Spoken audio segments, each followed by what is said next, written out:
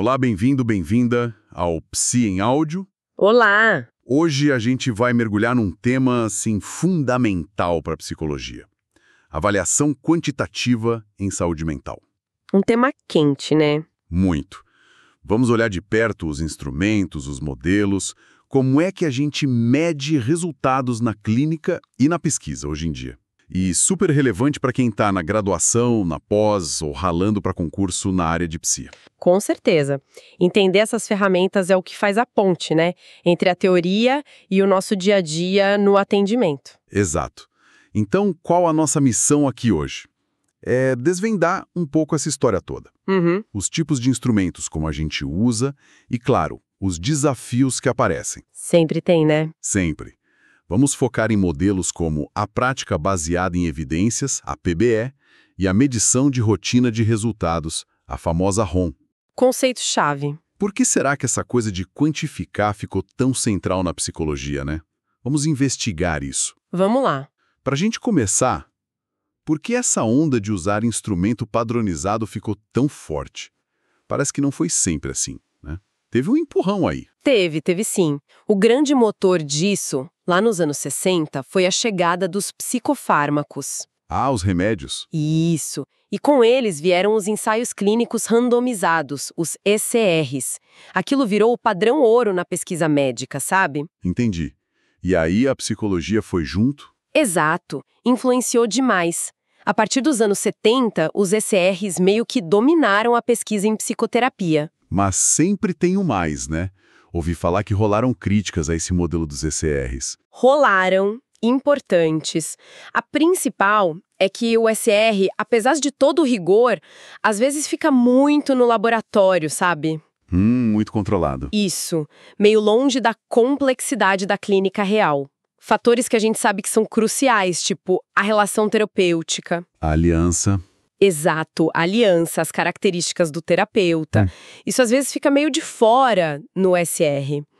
E focar só em reduzir sintoma também pode ser limitado, né? Deixa de ver a mudança mais ampla. Exatamente. Tem mudanças mais profundas que a terapia promove. E foi aí que o pessoal começou a pensar, peraí, e o que acontece na prática mesmo?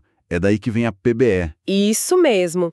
A prática baseada em evidências, ou PBE, Practice Based Evidence, ela surge como uma resposta, sabe? Um complemento à EBP, a Evidence Based Practice. Certo. E qual a diferença principal? A PBE quer gerar conhecimento a partir do mundo real dos atendimentos, valoriza a colaboração entre pesquisador e clínico. Ah, interessante. E usa a medição de rotina de resultados, a ROM, como uma ferramenta central para isso. Entendi. A ROM entra aí. E isso é muito, muito importante em lugares como o Brasil ou América Latina. Por quê?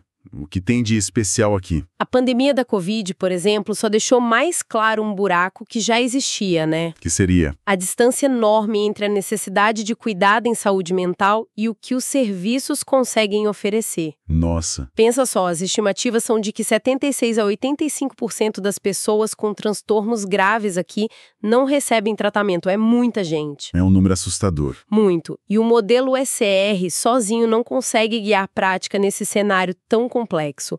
A gente precisa de algo mais ligado à nossa realidade. Faz todo sentido. E as ferramentas em si, os instrumentos, eles também mudaram com o tempo, imagino. Não eram esses questionários que a gente usa hoje, né? Não mesmo. A evolução foi grande. Lá para metade do século XX, era mais focado em diagnóstico, sabe? Coisa feita por especialista, mais longa. Tipo testes complexos. Isso. Aí, com o tempo, especialmente nos últimos 60, 70 anos, veio a onda dos questionários de autorrelato. O próprio paciente responde. Ah, bem mais prático, talvez. Sim. E aí a gente saiu daqueles gigantes, tipo o MMPI, para coisas mais focadas, como o Inventário de Depressão de Beck, o BDI, que todo mundo conhece. O BDI é clássico. Muito. Mas teve uma coisa interessante nos anos 70. O QSG, Questionário de Saúde Geral, já era mais global, mas ainda curto. E mais recentemente, a tendência é usar medidas chamadas pandiagnósticas.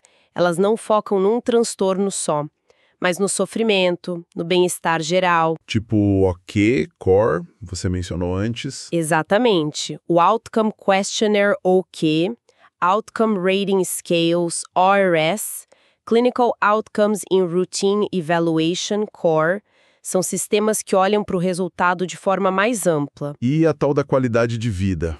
Onde ela entra nisso? Porque hoje em dia, nossa, só se fala nisso, né? Não basta o sintoma sumir. Exatamente. A qualidade de vida, a QV, ganhou um super espaço. Virou um resultado desejado, importante. Veio da saúde física, mas logo viram que era crucial na saúde mental. Claro. Aí surgiram medidas específicas para isso, tipo o recall, e até jeitos de calcular o impacto disso na vida da pessoa, os CAULs, anos de vida ajustados pela qualidade. O CORE-OM tem uma forma de fazer isso. Nossa, que sofisticado. O consenso hoje é esse. Psicopatologia é complexa, é multidimensional, não é só sintoma. É sofrimento, é o dia a dia. Isso. Sofrimento, dificuldade nas relações, no trabalho. Por isso essas medidas globais, como as de QV, são tão úteis, especialmente em estudos que acompanham a vida real, os naturalísticos. Entendi a trajetória.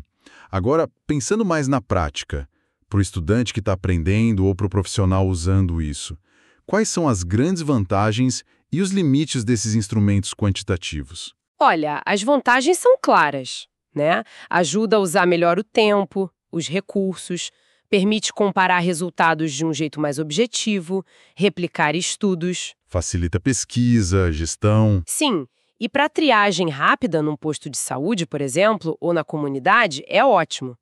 Para ver se uma intervenção funcionou, para comparar problemas diferentes. E os limites?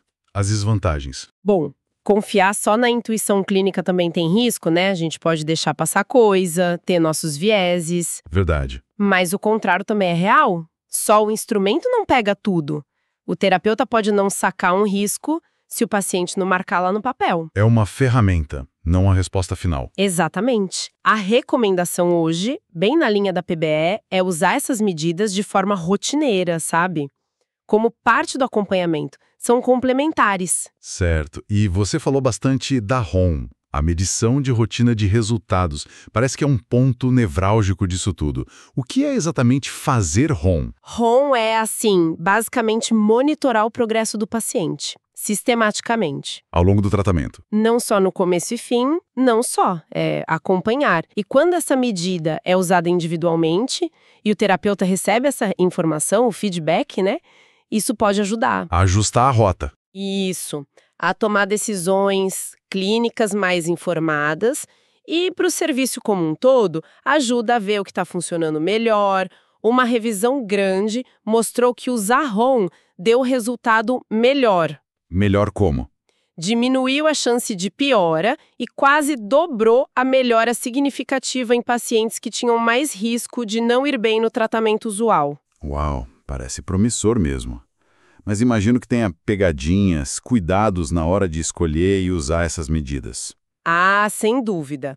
A qualidade do instrumento que você escolhe é crucial. E, assim, nem sempre a gente para checar se aquela escala tem boas evidências, sabe? É verdade, a gente pega o que está mais fácil às vezes. Pois é. E validar um instrumento psicológico é um trabalho sério, rigoroso, precisa garantir as tais propriedades psicométricas. Aí entram aqueles conceitos que a gente pena na faculdade e nos concursos. Exato. Confiabilidade e validade. Isso, confiabilidade ou fidedignidade. Isso. Validade. Essenciais. Vamos dar uma relembrada rápida. Claro, confiabilidade tem a ver com consistência, precisão. Se eu aplicar de novo, dá parecido. Se outra pessoa aplicar, dá parecido. Os itens medem a mesma coisa. Estabilidade, né? Isso. É necessária, mas não é suficiente. E a validade? A validade é a pergunta de ouro. Esse troço mede mesmo que ele diz que mede? Uma escala de ansiedade mede ansiedade ou tá medindo, sei lá, estresse junto? Certo. Tem tipos diferentes, né? Tem. Tem a validade de face, a aparência. De conteúdo se cobre bem o conceito. De critério se bate com outra medida conhecida. De construto se encaixa na teoria. Os pesquisadores buscam várias evidências. Entendido. E além da qualidade do teste em si, tem a pessoa respondendo, né? Os famosos vieses de resposta. Isso deve atrapalhar. Atrapalha, em muito. Principalmente no autorrelato. Responder um questionário parece fácil, mas tem etapas, né? Entender, buscar na memória, julgar, decidir o que responder. Processo complexo. E aí podem entrar vieses, conscientes ou não. Tipo quais? Ah, tem gente que só usa os extremos da escala, sabe? 8 ou 80. Outros concordam com tudo. É a quiescência. E um super importante na nossa área, desejabilidade social. Ah, respondeu que pega bem. Exato. Responder de um jeito socialmente aceitável. Isso, em saúde mental, deve ser um problemão. Enorme. A pessoa pode minimizar sintoma por medo de estigma, sabe? Ou até por vergonha. Ou o contrário. Exagerar. Sim, exagerar para conseguir um benefício, um laudo, um afartamento. E o viés não é só de quem responde, tá? O avaliador também. Claro. O efeito halo. Se você simpatiza ou não com a pessoa, isso pode influenciar. Ou ser muito bonzinho ou muito rigoroso na hora de corrigir. Até a memória falha. Como assim? Imagina pedir para alguém com um transtorno bipolar que está deprimido lembrar detalhes de quando estava em mania. É difícil. Nossa, verdade. E como a gente lida com isso tudo? Bom, tem estratégias, escalas de controle dentro dos testes, análises estatísticas que tentam corrigir. Mas o principal, o fundamental, é cruzar informações. Não confiar só no questionário. De jeito nenhum. Combina com a entrevista clínica, com a observação, com o relato de familiar, se for o caso. O instrumento é ferramenta de apoio, não é a avaliação toda. Perfeito. E trazendo aqui para o nosso Brasil, como está esse cenário? Que instrumentos são mais comuns por aqui? Olha, tem bastante coisa. A gente pode classificar pelo objetivo, né? Para rastreio geral, para diagnóstico, para monitorar o tratamento, para ver o resultado final. Entendi. Podem ser psicométricos tipo escala ou projetivos. Autorresposta ou hétero, global ou específico. E na prática, para rastreio rápido, o que se usa mais? O SRQ, aquele da OMS, é bem usado, pensado para atenção primária. O PHQ-9, para rastrear a depressão também. E o DAS-21, que pega depressão, ansiedade e estresse. São curtos, práticos. E tem pesquisa sendo feita aqui, na nossa região, sobre o uso disso? Tem, sim. Uma revisão recente de pais e colegas olhou estudos no Brasil, Chile, México, Argentina. Viram que aumentou muito a pesquisa com medidas desde 1990. Que legal. E no Brasil, o que acharam? Analisaram 107 estudos brasileiros, a maioria publicada em inglês, naquele esquema pré-pós-intervenção. E adivinha qual instrumento mais usado? O chutu BDI. Na mosca. O BDI disparado. Depois vinha a iBox para toque e a Hamilton de depressão. Interessante. E um dado curioso. Quase metade dos estudos usou só medida de sintoma específico. Uns 40% combinaram sintoma com medida global. Isso volta para a nossa conversa da PBE, né? A prática baseada em evidências que vem da prática. Como essa pesquisa se encaixa aí. Exato. O legal da PBE é essa inversão. A EBP tradicional, muitas vezes, pega um modelo pronto, testado em ECR e aplica, meio de cima para baixo. Certo. A PBE faz o contrário, de baixo para cima. Parte da experiência real, da cultura local, do serviço que existe e gera evidência para aquele contexto. Mais naturalístico colaborativo. Isso. E a ROM da prática acaba sendo a ferramenta quantitativa da PBE. Entendi. Mas, não tem receita de bolo para PBROM, tá? Que instrumento usar, quando, como... Tudo isso tem que ser pensado para cada serviço, cada paciente, cada terapia. Certo.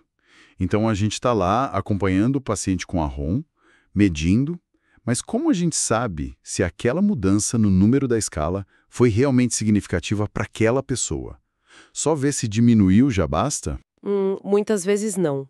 Comparar antes e depois é o básico, mas tem limite. E se o paciente some? Já era. Verdade. Aí, pensando nisso, o Jacobson e a turma dele criaram 2 conceitos muito importantes.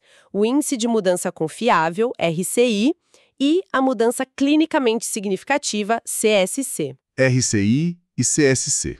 Quem estuda para concurso ouve falar disso. Explica melhor para a gente. O RCI pergunta: essa mudança que eu vi no número é maior do que o erro normal da medida? Ou seja, é uma mudança confiável. Não foi só o acaso, a flutuação normal do teste. E o CSC vai além. O paciente, depois da terapia, saiu daquela faixa de pontuação considerada clínica, de quem está mal, e entrou na faixa não clínica funcional. Entendi. Um olha a confiabilidade da mudança, o outro olha se a mudança levou a pessoa para um estado funcional. Perfeito. O RCI a gente calcula com os dados do paciente, usando uma fórmula com a confiabilidade do teste. O CSC usa pontos de corte baseados em como as populações pontuam. E tem como ver isso fácil? A fonte falava de um gráfico. Tem. O gráfico de Jacobson é super visual. Eixo X é a nota antes, eixo Y é a nota depois. Cada paciente é um pontinho. E aí você vê onde ele caiu. Isso. Se melhorou confiavelmente, se piorou, se a mudança foi clinicamente significativa, se foi as duas coisas. Ajuda muito a visualizar o resultado de um grupo. E ajuda a ver quem piorou também, né? Você falou que eram uns 2,5%. Sim, é pouco, mas acontece. O RCI ajuda a identificar esses casos, o que é importante para entender o que pode ter dado errado ali. Muito útil mesmo. Mas e se, em vez de só antes e depois, a gente medir várias vezes, ao longo do tratamento? Aí a coisa fica mais rica ainda. É a abordagem de medidas repetidas, hoje é bem comum na pesquisa com ROM. Traz mais informação. Muito mais. Analisar todas as respostas dá uma visão dinâmica. E para analisar esses dados, que são aninhados, várias medidas por paciente, a gente usa os modelos multinível, MML. Modelos multinível, aí já entra a estatística mais avançada. Entra, mas softwares como o R facilitam bastante. Com o MML, a gente vê o padrão da mudança, foi reto, fez curva, estima a média do grupo e, o mais legal, estima a taxa de mudança de cada um. Individualmente. Sim. Quem mudou rápido, quem demorou, que fatores influenciaram isso. É quase uma análise N igual a 1, focada no indivíduo, mas com a força dos dados de todo mundo. Nossa, muito poderoso. É. E se combinar com dado qualitativo, então, fica show. Mas tem risco também, né? Medir toda hora. Tem que planejar bem. Não adianta coletar um monte de dados se não está alinhado com os objetivos. Medir demais pode cansar o paciente, as respostas ficam automáticas, tem que ter bom senso. Falando em medir toda hora, é aí que entra o ECM, o gerenciamento incorporado da mudança. Exatamente. O ECM é usar a ROM para informar a terapia enquanto ela rola, muitas vezes sessão a sessão. Como aqueles sistemas OOQ e ORS. Isso. O OK do Lambert, o ORS do Miller e Duncan são exemplos. Pega o resultado da semana passada, mostra para o terapeuta, às vezes para o paciente, e usa para guiar a sessão. Usam até semáforo. Semáforo. Verde, amarelo, vermelho. Isso, para sinalizar se está indo bem, se está empacado, se está melhorando rápido demais. Que prático. E funciona, ajuda mesmo? Olha, tem pesquisa, ECRs mostrando que sim, ajuda. Embora o ganho nem sempre seja gigantesco. Parece que funciona melhor para tirar do buraco quem estava empacado ou para encurtar a terapia de quem voa. Mas tem críticas também. Tem. Uma é se isso serve para toda abordagem. Uma psicanálise, por exemplo, talvez não se encaixe tão bem nesse modelo. E o risco de excluir quem tem dificuldade com questionário, né? Alfabetização, psicose. Precisa adaptar. Mencionamos antes o OK e o CORE, como sistemas grandes para PBROM. Qual a principal diferença entre eles? São dois gigantes, né? O OK gira em torno do OK 45 itens, o CORE do CORE-OM, 34 itens. Ambos autorrelato, abrangentes, com versões curtas, para jovens. Parecidos na estrutura. Sim. A diferença maior está na filosofia e no dinheiro. O CORE nasceu mais de baixo para cima para ser usado pelos serviços. O OQE teve uma pegada inicial mais de cima para baixo, focada no feedback do EQM. E o dinheiro? O OQE é comercial, tem que pagar. O CORE é copyleft Creative Commons, gratuito para uso não comercial. Ah, isso faz diferença. Muita. Mas o bom é que os dois têm tradução validada para o nosso português. Ótimo saber. Bom, estamos chegando para o final, vamos pensar bem na prática agora. Para quem está ouvindo a gente, estudante, profissional começando, se preparando para concurso, quais os grandes desafios para colocar isso tudo PBE, ROM, para rodar nos serviços aqui no Brasil? Excelente ponto. Porque são esses desafios que emperram a coisa no dia a dia. Primeiro, custo. Dinheiro e tempo, né? Exato. Comprar teste, tempo da equipe para aplicar, corrigir. Segundo, aceitabilidade pelo terapeuta. Se o profissional não compra a ideia, não vê sentido... Já era. Pois é, tem que envolver, treinar. Terceiro, aceitabilidade pelo paciente. Se ele acha chato, difícil de entender e no Brasil isso é comum, precisa adaptar, a qualidade do dado cai. Consentimento é chave aqui. Certo. O que mais? Quarto, significância. A medida tem que ter a ver com o objetivo do serviço, do paciente. Quinto, frequência. Medir quando? Toda sessão, mensal, depende. E a logística dos dados? Isso. Sexto, manipulação, quem coleta, quem vê, como compartilha. Sétimo, gerenciamento, não adianta coletar e engavetar. E oitavo, super importante, coleta de contexto. Dados demográficos, sociais. Essencial para entender quem a gente está atendendo, como grupos diferentes respondem, mas muitas vezes falta. Ufa, é bastante coisa para pensar. Para a gente fechar então, qual a mensagem final para quem está nessa jornada entrando na psicologia ou já na estrada? Olha, a mensagem central é: usar medida de resultado relatado pelo paciente é uma tendência forte, veio para ficar. A avaliação quantitativa tem desafio? Tem, mas bem feita ajuda demais. A ROM ajuda a ver padrões. Exato. Mas PBE e ROM não são só números. A gente precisa desesperadamente de mais pesquisa qualitativa, de método misto, de diálogo entre o quant e o quali, para entender a saúde mental no nosso contexto complexo. Não é um contra o outro. De jeito nenhum. É sinergia. E a recomendação final é essa: combinem a escuta clínica, a expertise de vocês com as melhores evidências. E isso inclui as evidências que vocês mesmos podem gerar aí na prática local. O terapeuta como produtor de conhecimento também. Exatamente, não só consumidor. Essa parceria clínico-pesquisador é o caminho para a gente melhorar a assistência em saúde mental nos tantos Brasis que a gente tem. Perfeito.